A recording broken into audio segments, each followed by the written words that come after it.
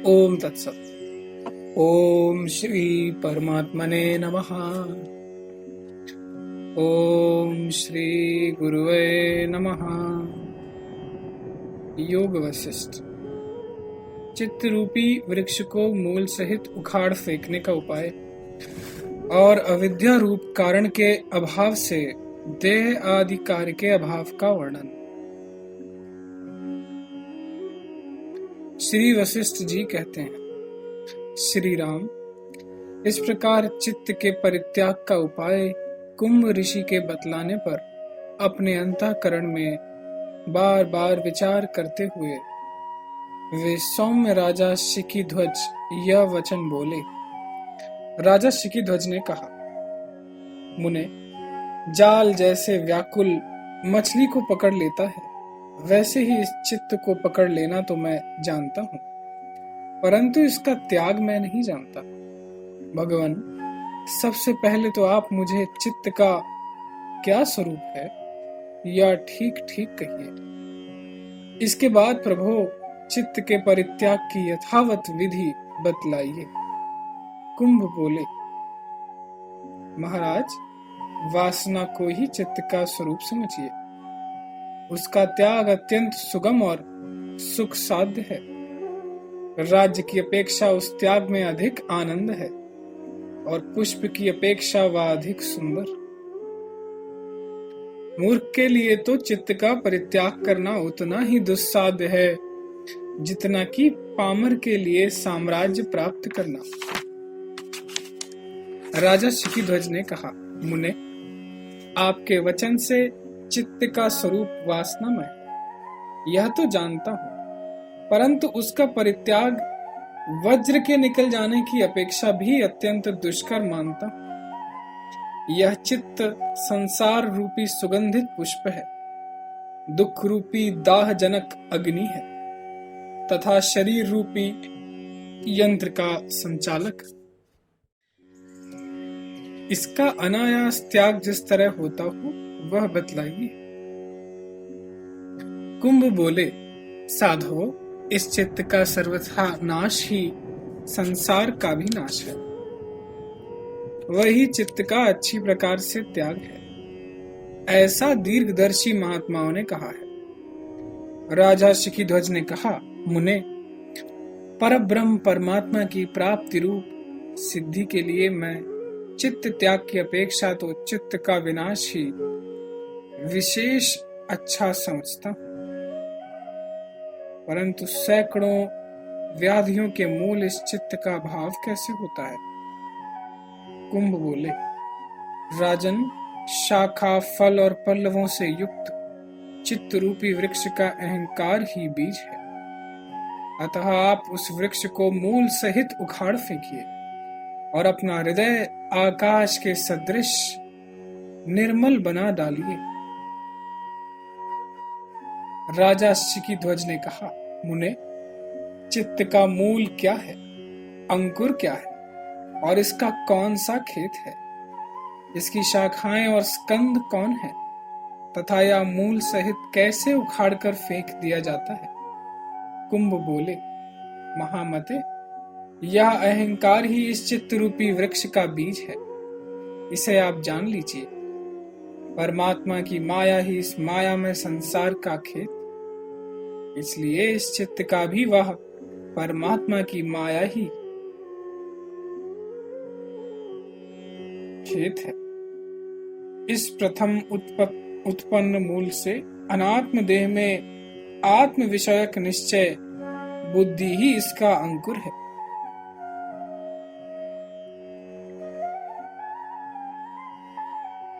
जो निराकार निश्चयात्मक समझ है वही बुद्धि कही जाती है। इस बुद्धि नामक अंकुर की जो संकल्प स्वरूप स्थूलता उत्पन्न होती है, उसका चित्त और मन नाम पड़ा हुआ है।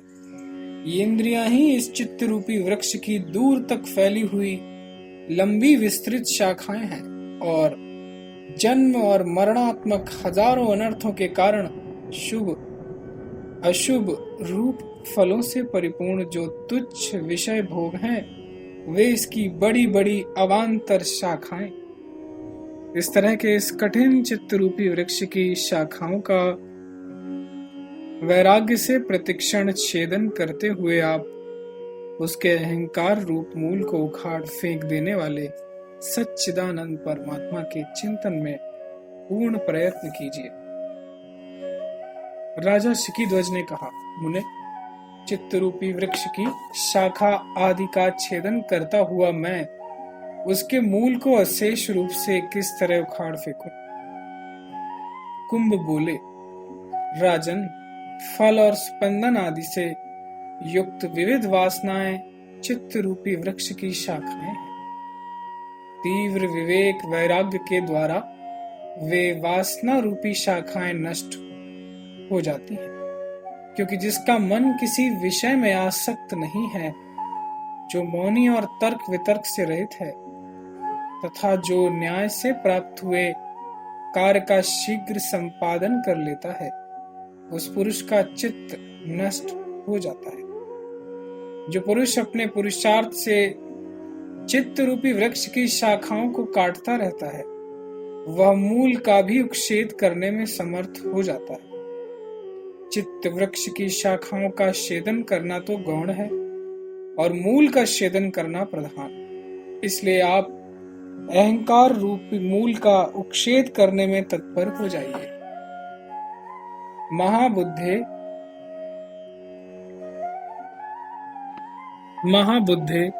मुख्य रूप से चित्त रूपी वृक्ष को मूल सहित जला डालिए। ऐसा करने पर अचित्तता हो जाएगी।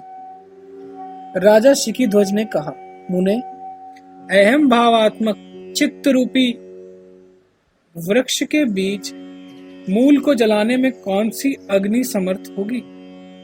राजन, कुंभ बोले, राजन, मैं कौन हूं? इस विषय का विवेक विचार पूर्वक यथार्थ ज्ञान ही चित्त रूपी वृक्ष के मूल को जलाने की अग्नि कही गई है।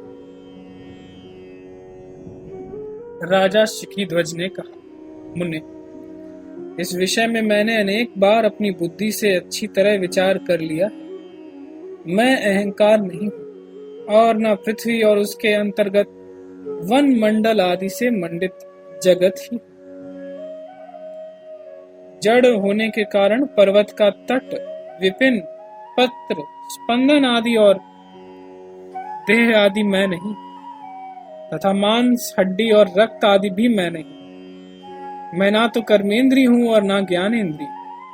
जड़ होने के कारण मन, बुद्धि भी मैं नहीं। जैसे नेत्र दोष से आकाश में प्रतीत होने वाला वृक्ष आकाश से भिन्न नहीं, वैसे ही परमात्मा के संकल्प से उत्पन्न होने वाले संपूर्ण पदार्थ परमात्मा से भिन्न नहीं, परमात्मा के ही स्वरूप। भगवान, इस तरह अहंकार रूपी मल का परिमार्जन जानता हुआ भी मैं अंतर्यामी परमात्मा को नहीं जान सका। इसलिए मैं रात दिन चिंता से जल रहा। इस चित्त रूपी वृक्ष के बीज अहंकार रूप मल का त्याग करना मैं नहीं जानता, क्योंकि बार बार त्याग करने पर भी मैं उससे छुटकारा नहीं पा सका। मुने, शरीर आदि में अहंता अभिमान रूप जो दोष है, उसका कारण शरीर आदि का परिज्ञान ही है, यह मैं जानता हूं। मुनीश्वर, वह जिस उपाय से शांत हो जाए वह उपाय मुझसे कहिए। यह अहम भाव जीवात्मा को विषयों की ओर आकृष्ट करता है, जिससे दुख ही प्राप्त होता है। इसलिए उस दुख की शांति के लिए विषय भोग रूपी दृश्य वर्ग का जिस उपाय से अभाव होता हो, वह मुझसे कहिए। मुने, जिस पदार्थ का प्रत्यक्षात्मक कोई एक स्वरूप उपलब्ध हो रहा है, वह असत स्वरूप कैसे है? हाथ पैर आदि से संयुक्त तथा क्रिया फल रूप विलास आदि से समन्वित हम लोगों से सदा अनुभूत होने वाला यह शरीर मिथ्या कैसे है? कुंभ ने कहा, भूमिपाल, इस संसार में वास्तव में जिस कार्य का कारण विद्यमान नहीं, वह कार्य भी अपना अस्तित्व नहीं रखता। फिर उसका ज्ञान तो विभ्रम ही है। बिना कारण के यह शरीर रूपी कार्य नहीं रह सकता। जिस द्रव्य का बीज नहीं, उसकी उत्पत्ति कहाँ कभी होती है, अर्थात कभी नहीं। बिना कारण के जो कार्य सामने सत्य की भांति प्रतीत होता है, उसे मृग तृष्णा जल के सदृश देखने वाले मनुष्य के भ्रम से मिथ्या समझिए। मिथ्या भ्रम से विद्यमान शरीर आदि को आप अविद्यमान ही जानिए, क्योंकि अत्यधिक यत्नशील मनुष्य को भी यह मृग तृष्णा जल प्राप्त नहीं होता। राजन, शरीर आदि अस्थि पंजर रूपी यह कार्य बिना कारण के ही अनुभूत हो रहा है। इसलिए वास्तव में किसी से उत्पन्न न होने के कारण इसे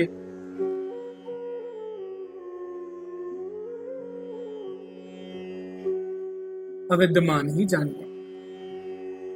राजा शिकीध्वज बोले, मुनीश्वर, हाथ पैर आदि से युक्त प्रतिदिन दिखाई देने वाले शरीर का भला पिता कारण कैसे नहीं?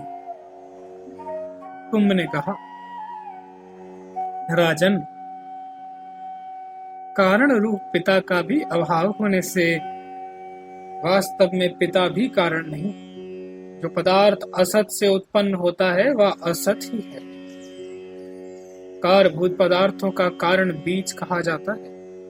इसलिए जिस कार्य का कारण नहीं, वह कार्य भी कारण रूप बीज का अभाव रहने से नहीं। मनुष्य को जो उसका ज्ञान होता है वह बिल्कुल विभ्रम है। अवश्य ही जो वस्तु बीज रूप कारण से रहित है वह है ही। अतः उसका जो मनुष्य को ज्ञान होता है वह नेत्र दोष से दिखने वाले दो चंद्रमा मरुभूमि में जल और वंध्या पुत्र के समान बुद्धि का भ्रम ही है, मिथ्या है। ओम तत्सत, ओम तत्सत, ओम तत्सत।